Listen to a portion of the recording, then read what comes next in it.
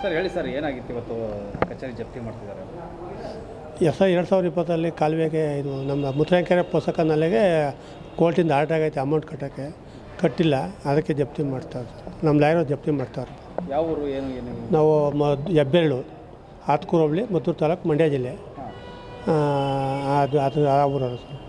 ಎಷ್ಟು ವಶಪಡಿಸ್ಕೊಂಡಿದ್ರು ಜಮೀನು 1 ಎಕರೆ 17 ಕುಂಟೆ ವಶಪಡಿಸ್ಕೊಂಡವ್ರು. ಎಷ್ಟು ಪರಿಹಾರ ಕೊಡಬೇಕು? ಇನ್ನು 84,04,713 ರೂಪಾಯಿ ದುಡ್ಡು ಬರಬೇಕಾಯ್ತು. ಅದಕ್ಕೆ ಯಾವಾಗಿಂದ ಯಾವ ಇಸ್ವಿಲಾಗಿದ್ದು? ಅಲ್ಲಿ ಆರ್ಡ್ರ್ ಆಗಿ 2020 ಆರ್ಡ್ರ್ ಆಗದೆ. ಕೋರ್ಟ್ ಆರ್ಡ್ರ್ ಆದರೂ ದುಡ್ಡು ಕಟ್ಟಿಲ್ಲ, ಪರಿಹಾರ ಕೊಟ್ಟಿಲ್ಲ.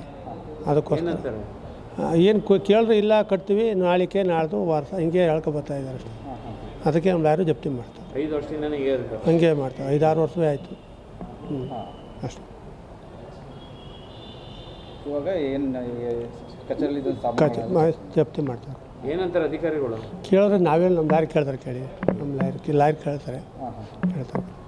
ಅಂದರೆ ನಿಮ್ಮ ಜಮೀನನ್ನು ವಶಪಡಿಸ್ಕೊಂಡು ನಾಳೆ ಆವಾಗಿಂದನೂ ಕೂಡ ಏನು ಬೇಜವಾಬ್ದಾರಿಯಿಂದ ಹೇಳ್ತಾರೆ. ಕೇಳಿದ್ರೆ ನಮ್ಗೆ ಯಾರಿಗೇನು ಉತ್ತರನೇ ಕೊಡಲ್ಲ. ಅವ್ರು ಕಟ್ತೀನಿ ಅಂತ ಅಂತಾರೆ. ನಾವು ತಿರುಗಿ ಸಾಕಾಗತ್ತೆ ಕಣಪ್ಪ, ಅದಕ್ಕೆ ಬಂದಿದ್ದೀವಿ.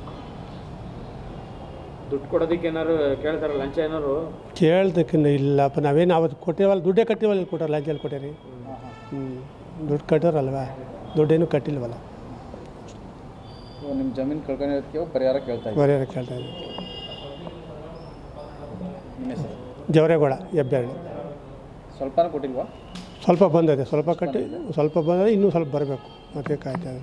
ಮಗಳು ಮದುವೆ ಬೇರೆ ಬಂದದೀಗ, ಅದಕ್ಕೆ ಅಮೌಂಟ್ಗೆ ಬಂದಿಬೇಕು ನಾವು. ಜವರೇಗೌಡ, HOT.